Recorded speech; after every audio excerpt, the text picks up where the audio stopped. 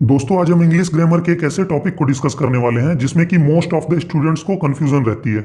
और वो टॉपिक है the actual difference between an object and a compliment. यानी कि एक ऑब्जेक्ट और एक कॉम्प्लीमेंट के बीच में असल में क्या अंतर है, दोनों एक्चुअली में होते क्या हैं, और साथ ही साथ ये एडजंक्ट्स क्या होते हैं। इस वीडियो लेक्चर में हम ये भी जानेंगे। दोस्तों, अधिकतर स्टूडेंट्स को बचपन से ही ये पढ़ाया जाता है कि किसी भी सिंपल सेंटेंस का स्ट्रक्चर होता है subject plus verb plus object. लेकिन ऐसी बात नहीं है। सब्जेक्ट और वर्ब के बाद जो आए जरूरी नहीं है कि वो ऑब्जेक्ट ही होगा, वो एक कॉम्प्लीमेंट भी हो सकता है। इन बातों को अच्छे से समझने के लिए आइए हम लोग सेंटेंस के बेसिक स्ट्रक्चर को अच्छे से समझ लेते हैं। All sentences need a subject and a verb. यानी कि किसी भी सेंटेंस में कुछ हो ना हो, लेकिन कम से कम एक सब्जेक्ट और एक वर्ब तो होगा ही होगा। अब ये सब्जेक्ट क्या है? A subject is the person, place, thing और idea that the sentence is about. It is what performs the action. यानी कि किसी सेंटेंस में सब्जेक्ट वह है जिसके बारे में वह सेंटेंस है, अर्थात जो सेंटेंस में किसी काम को करता हो। जैसे ही लाफ्स, वह हंसता है। यह सेंटेंस किसके बारे में है? ही के बारे में है। हंसने का काम कौन करता है?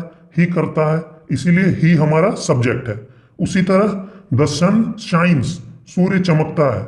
यह सेंटेंस किस बारे में है? सूर्य के बारे में है। चमकने का काम कौन करता है? सूर्य करता है, इसलिए सन हमारा सब्जेक्ट है।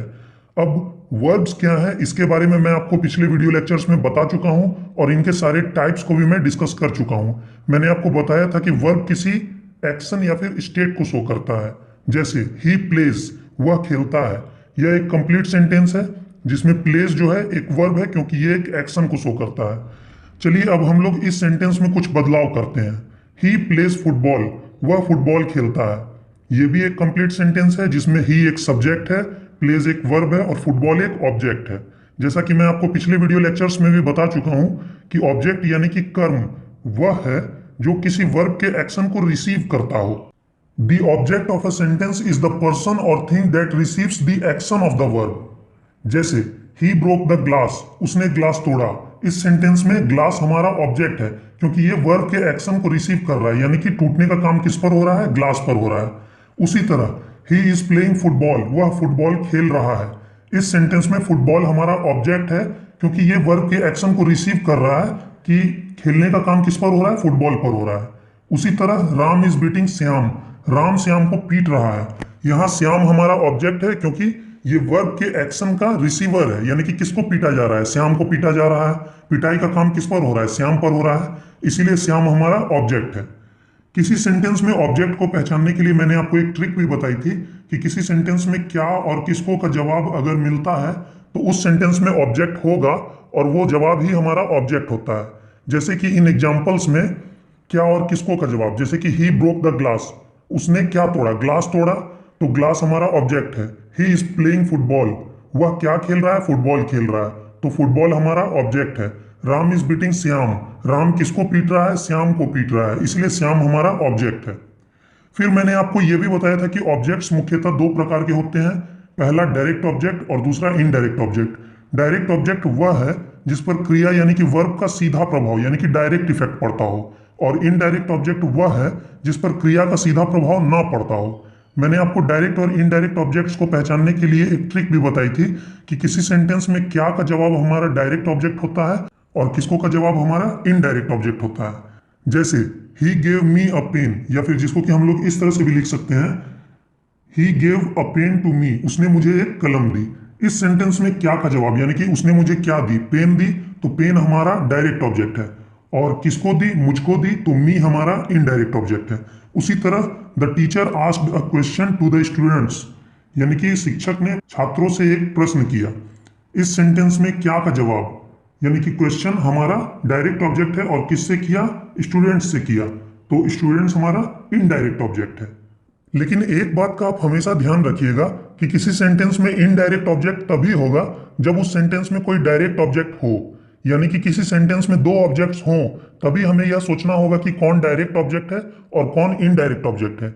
यदि किसी सेंटेंस में एक ही ऑब्जेक्ट हो तो वो ही डायरेक्ट ऑब्जेक्ट होगा।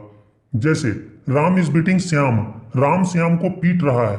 यहाँ किसको का जवाब? श्याम इनडायरेक्ट ऑब्जेक्ट नहीं है क्योंकि यहाँ एक ही ऑब्जेक्ट है श्याम, और वह इनडायरेक्ट ऑब्जेक्ट नहीं बल्कि एक डायरेक्ट ऑब्जेक्ट है क्योंकि क्रिया का सीधा प्रभाव श्याम पर ही पड़ रहा है। चलिए, डायरेक्ट एंड इनडायरेक्ट ऑब्जेक्ट का कॉन्सेप्ट तो हम लोगों ने समझ लिया। अब जो कॉन्सेप्ट मैं आपको समझाने जा रहा हूं उसे बहुत ही ध्यान से समझिएगा। हम एक सेंटेंस लेते हैं, आई एम अ टीचर, मैं एक शिक्षक हूं। यहाँ आई एक सब्जेक्ट है, एम एक वर्ब है, लेकिन टीचर क्या है? तो आप कहेंगे कि ये तो एक ऑब्जेक्ट है, क्योंकि यहाँ पर क्या का जवाब मिल रहा है कि मैं क्या हूँ, टीचर हूँ। लेकिन मैं आपको बता दूं कि टीचर वर्ड यहाँ पर एक ऑब्जेक्ट नहीं बल्कि एक कॉम्प्लीमेंट है। तो ऐसा क्यों है, इस बात को समझने के लिए आपको कॉम्प्लीमेंट को अच्छे से समझना होगा। तो चलिए अब हम लोग कॉम्प्लीमेंट के कॉन्सेप्ट को समझते हैं। A compliment is a word, phrase or clause that is necessary to complete the meaning of an expression।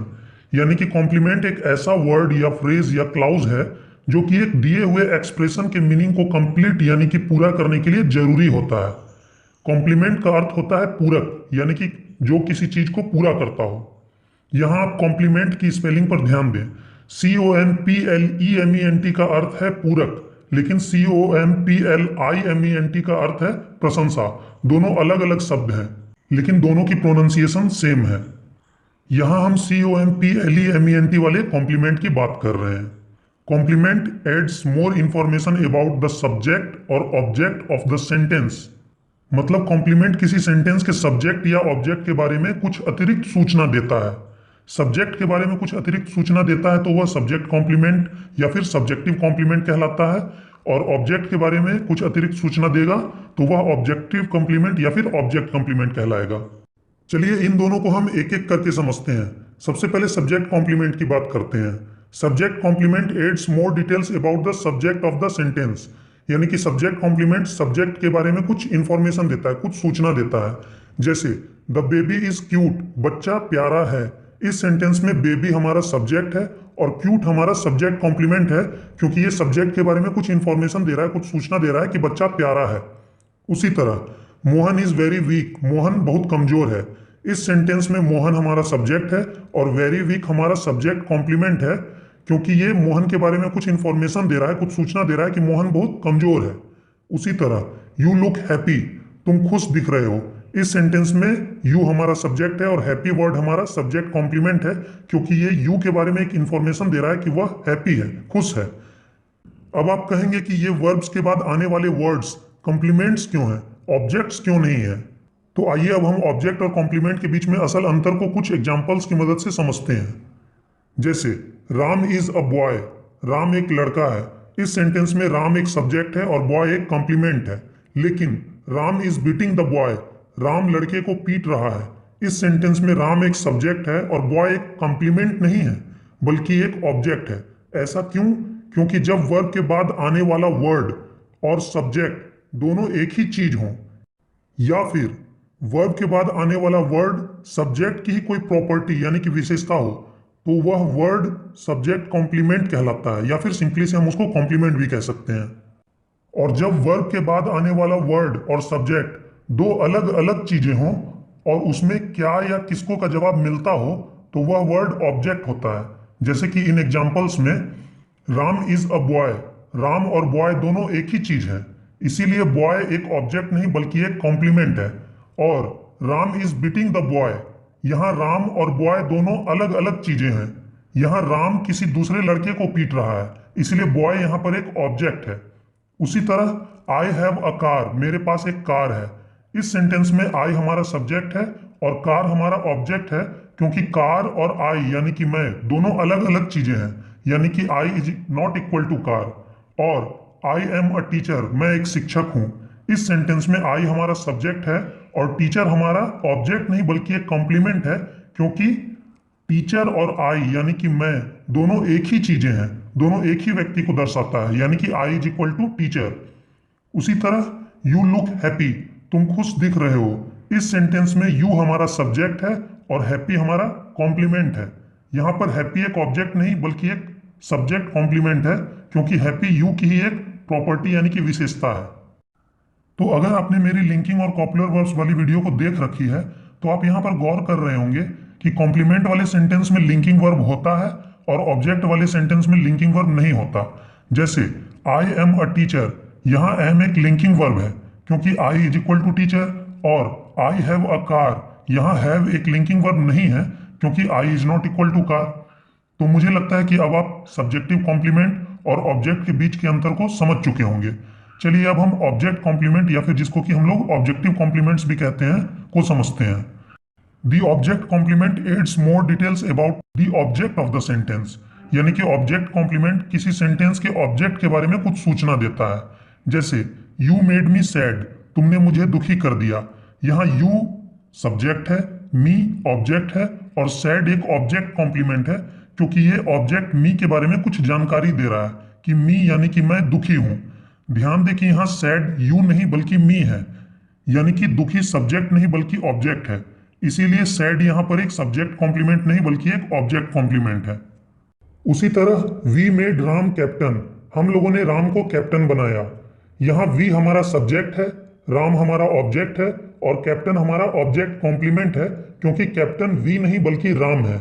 ध्यान दें कि किसी वर्ड को ऑब्जेक्ट कॉम्प्लीमेंट होने के लिए वो वर्ड और ऑब्जेक्ट दोनों एक ही चीज होने चाहिए, या फिर वो वर्ड उस ऑब्जेक्ट की ही कोई प्रॉपर्टी यानी कि विशेषता होनी चाहिए। जैसे वी मेड राम कैप्टन, इस सेंटेंस में राम और कैप्टन दोनों एक ही चीजें हैं, यानी कि Ram is equal to captain, इसीलिए कैप्टन यहां पर एक ऑब्जेक्ट कॉम्प्लीमेंट है। लेकिन we gave Ram a pen, हम लोगों ने राम को एक कलम दी। इस सेंटेंस में पेन हमारा ऑब्जेक्ट कॉम्प्लीमेंट नहीं बल्कि एक डायरेक्ट ऑब्जेक्ट है, क्योंकि राम और पेन दोनों एक ही चीजें नहीं हैं, दोनों अलग अलग चीजें हैं, यानी कि Ram is not equal to pen. उसी तरह दे कॉल यू फैटी, यहाँ दे हमारा सब्जेक्ट है, यू हमारा ऑब्जेक्ट है और फैटी हमारा ऑब्जेक्ट कॉम्प्लीमेंट है, क्योंकि you is equal to fatty. Fatty होना यू की ही प्रॉपर्टी यानी कि विशेषता है। तो मुझे लगता है कि ऑब्जेक्ट कॉम्प्लीमेंट को भी आप लोगों ने अब समझ लिया है। अब चलते हैं हम एडजंक्ट्स की ओर। Adjunct is a part of a sentence that contains extra information, they are not necessary to complete the meaning of a sentence. यानी कि एडजंक्ट किसी सेंटेंस का एक ऐसा पार्ट होता है जो अतिरिक्त सूचना रखता है, जो उस सेंटेंस के सेंस को पूरा करने के लिए जरूरी नहीं होता है। जैसे we gifted Ram a pen, हम लोगों ने राम को एक कलम गिफ्ट की। इस सेंटेंस में वी हमारा सब्जेक्ट है, गिफ्टेड हमारा वर्ब है, राम हमारा इनडायरेक्ट ऑब्जेक्ट है और पेन हमारा डायरेक्ट ऑब्जेक्ट है। लेकिन we gifted Ram a pen on his birthday, इस सेंटेंस में ऑन हिज बर्थडे हमारा एडजंक्ट है, क्योंकि ये एक अतिरिक्त सूचना रखता है जो सेंटेंस के सेंस को पूरा करने के लिए जरूरी नहीं है। इसके बिना भी सेंटेंस की मीनिंग कंप्लीट है। We gifted Ram a pen यानी कि हम लोगों ने राम को एक कलम दी, ये एक कंप्लीट सेंटेंस है। उसी तरह आई मेट हिम, मैं उससे मिला, ये एक कंप्लीट सेंटेंस है जिसमें आई एक सब्जेक्ट है, मेट वर्ब है और हिम ऑब्जेक्ट है। लेकिन I met him in the park, मैं उससे पार्क में मिला, इस सेंटेंस में इन द पार्क हमारा एडजंक्ट है, क्योंकि ये एक अतिरिक्त सूचना रख रहा है जिसके बिना भी सेंटेंस का सेंस 100% क्लियर है। उसी तरह yesterday she gave me a letter, इस सेंटेंस में यस्टरडे हमारा एक एडजंक्ट है, क्योंकि अगर हम सी गेव मी अ लेटर भी कह दें तो सेंटेंस का सेंस 100% क्लियर है। यस्टरडे एक एक्स्ट्रा इंफॉर्मेशन है जो कि इस सेंटेंस की मीनिंग को कंप्लीट करने के लिए जरूरी नहीं है। कॉम्प्लीमेंट और एडजंक्ट में यही अंतर है कि कॉम्प्लीमेंट किसी सेंटेंस की मीनिंग को कंप्लीट करने के लिए जरूरी होता है, जबकि एडजंक्ट किसी सेंटेंस की मीनिंग को पूरा करने के लिए जरूरी नहीं होता है। तो मुझे लगता है कि अब आप लोगों ने इन कॉन्सेप्ट्स को अच्छे से समझ लिया है। अब मैं आपको 5 प्रश्न देता हूं जिसके कि आंसर्स आपको कमेंट बॉक्स में कमेंट करके बताने हैं। इन 5 सेंटेंसेज में आपको subject, verb, object, subjective complement, objective complement, direct object, indirect object और एडजंक्ट स्पीक आउट करने हैं। ये पांचों सेंटेंस आपके स्क्रीन पर नजर आ रहे हैं। अगर आपने इस वीडियो लेक्चर को ध्यान से देखा है तो आप इन प्रश्नों के सही उत्तर बिल्कुल बता पाएंगे। एक बार में आपको ये कॉन्सेप्ट्स ना समझ में आए हो तो 2-3 बार इस वीडियो लेक्चर को देखिए और इन प्रश्नों के उत्तर दीजिए। तो ये वीडियो लेक्चर आपको कैसी लगी मुझे कमेंट बॉक्स में कमेंट करके जरूर बताएं। अगर अच्छी लगी हो तो इस वीडियो को लाइक करना बिल्कुल ना भूलें और इस वीडियो को ज़्यादा से ज़्यादा स्टूडेंट्स तक शेयर जरूर करें।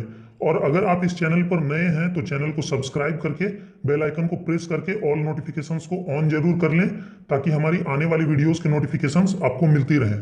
Thanks for watching this video lecture.